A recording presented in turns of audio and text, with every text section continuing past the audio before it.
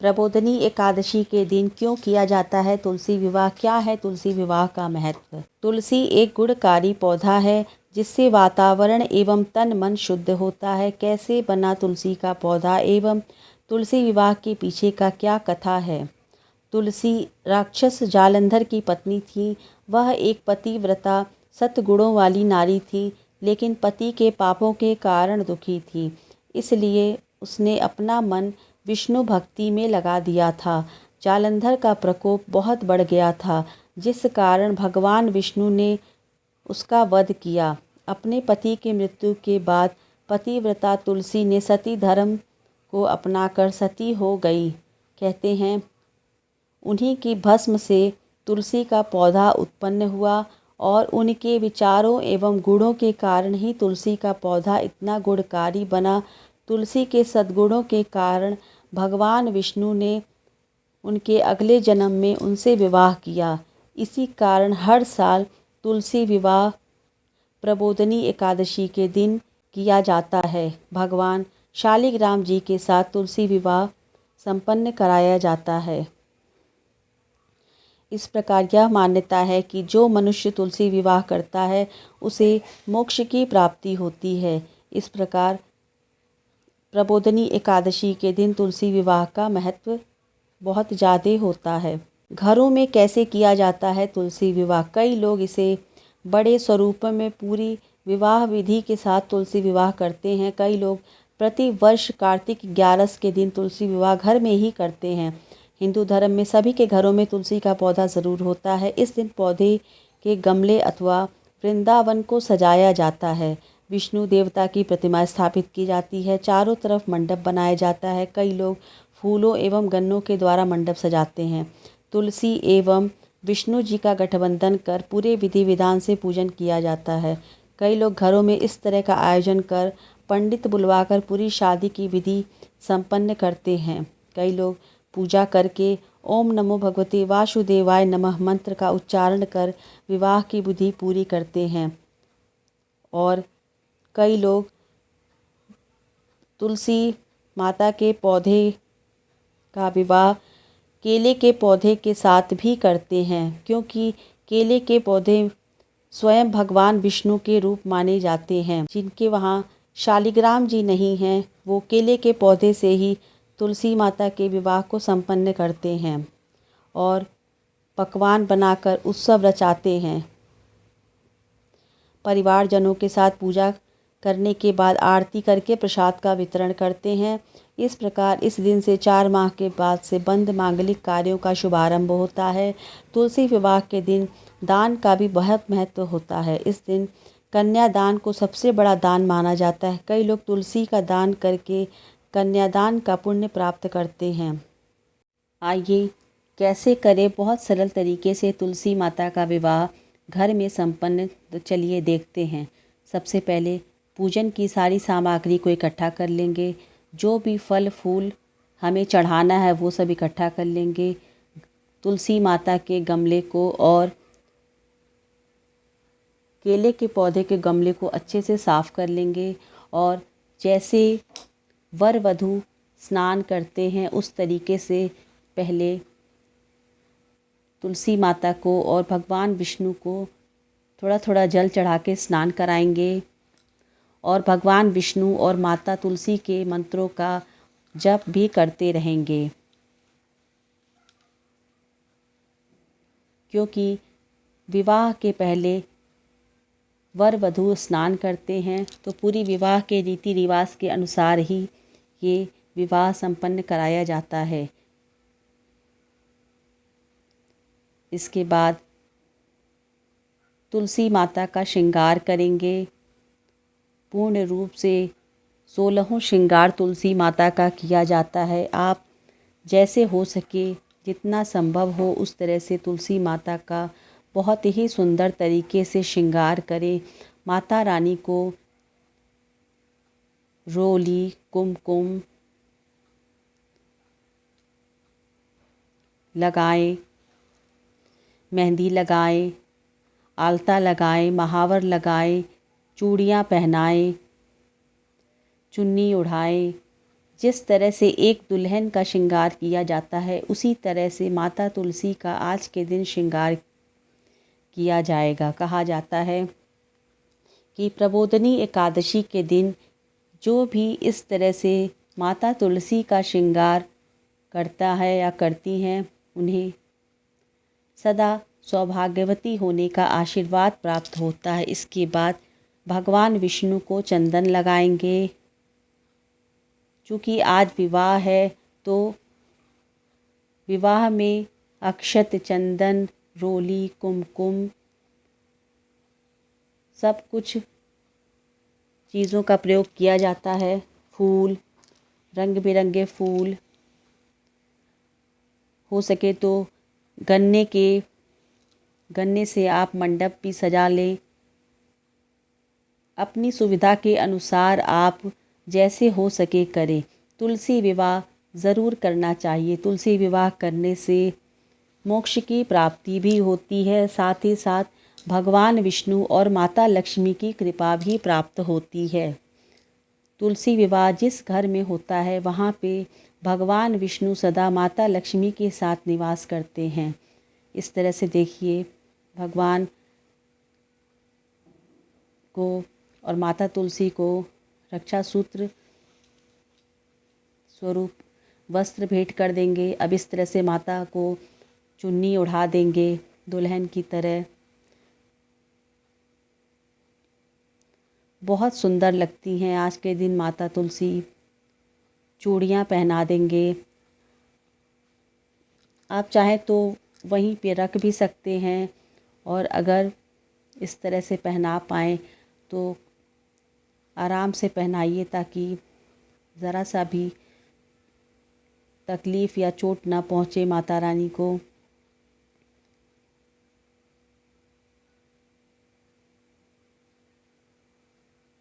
इस तरह से चूड़ियाँ पहना देंगे। देखिए,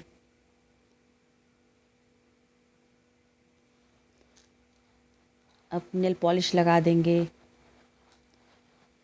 दोस्तों, हमारा ये सब भाव होता है, नहीं तो हमारी कहाँ ऐसा औकात है कि हम भगवान की सेवा कर पाएँ या फिर हम माता रानी का विवाह करा पाएँ। लेकिन ये सब एक भक्त का भाव है, और भगवान भाव के भूखे होते हैं।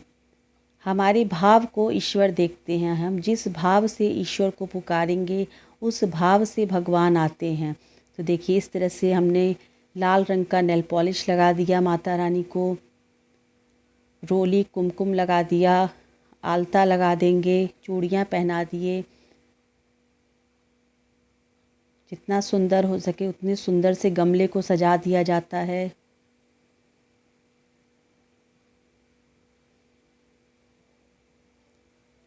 चूड़ियों को ऐसे ही माता तुलसी के पास हम चढ़ा देंगे। अब बिंदी लगा देंगे।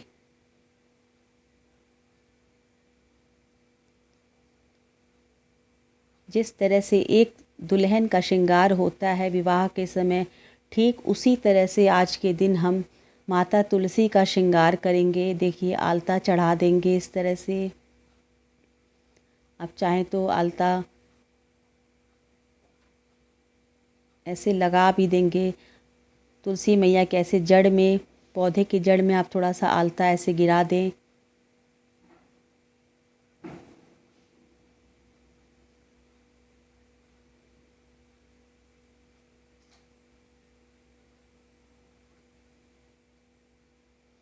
इस तरह से थोड़ा सा गिराएंगे, जिससे ये होगा कि माता रानी के पैरों में हमने आलता लगा दिया।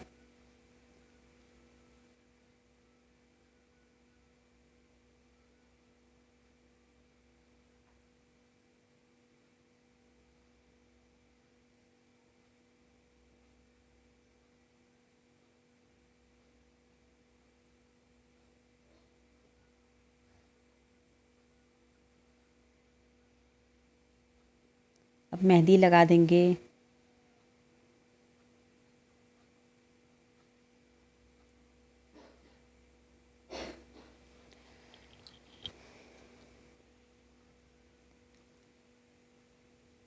जो भी 16 श्रृंगार की सामग्री होती है वो सब माता रानी को हम चढ़ा देंगे।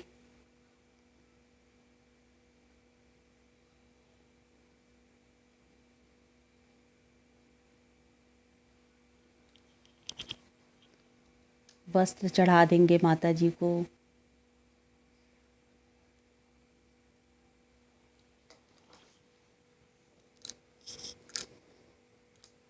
आज के दिन जो भी चीज़ हम चढ़ाएंगे वो सब ब्राह्मण को दान कर दिया जाता है। और कुछ सुहाग की चीज़ें आप अपने लिए भी चढ़ा सकते हैं। चढ़ाने के बाद आप अपने इस्तेमाल के लिए ले लें। इस तरह से देखिए भगवान विष्णु को पीले रंग की पोशाक इस तरह से चढ़ाएंगे, क्योंकि भगवान विष्णु पीताम्बरधारी हैं। और अब इसके बाद देखिए हम गांठ जोड़ेंगे।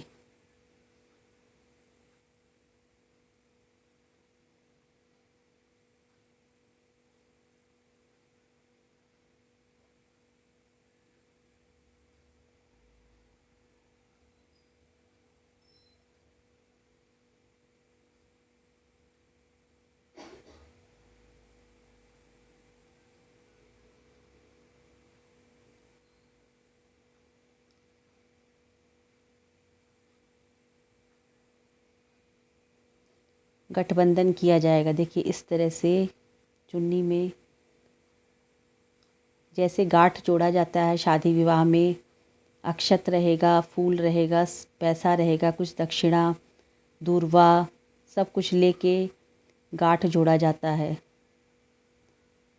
तुलसी महारानी का और भगवान विष्णु का गठबंधन किया जाएगा। ये बहुत शुभ माना जाता है। इससे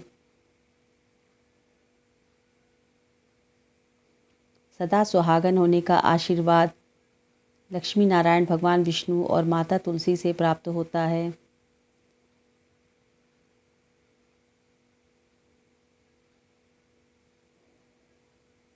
इस तरह से देखिए हम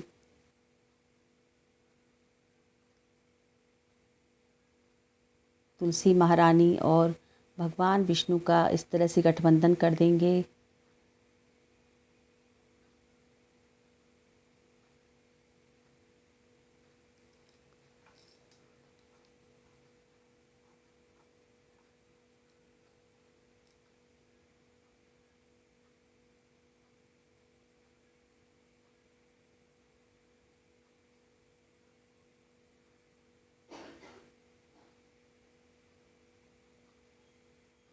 अब पहले देखिए तुलसी माला से टच करा के भगवान विष्णु को ये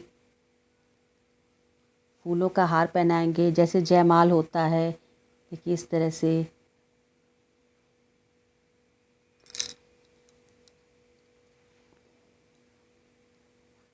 अब ये ठाकुर जी हैं मेरे, इनसे छूकर माता लक्ष्मी को ये जयमाल पहनाया जाएगा, जयमाल कराया जाएगा। देखिए इस तरह से देखिए गांठ जोड़ा गया, जयमाल भी हो गया, गठबंधन हो गया।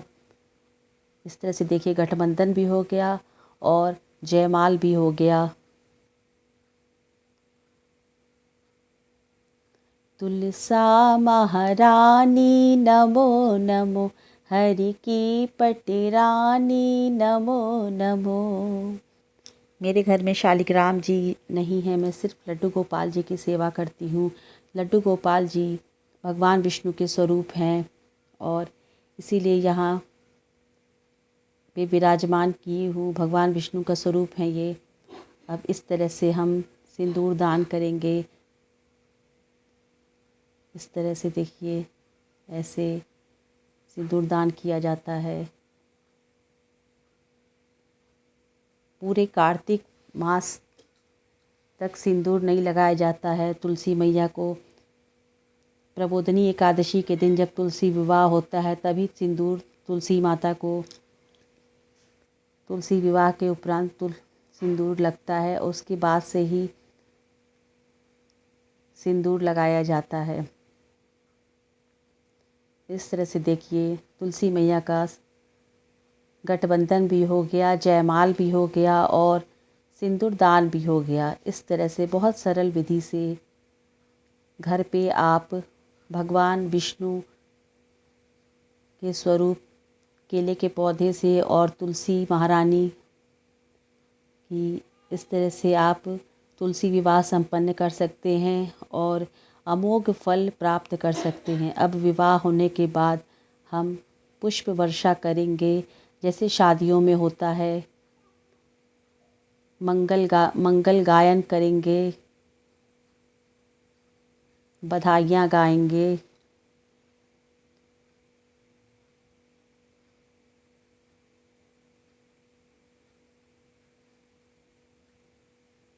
देखिए कितने सुंदर लग रहे हैं, कितनी सुंदर जोड़ी है।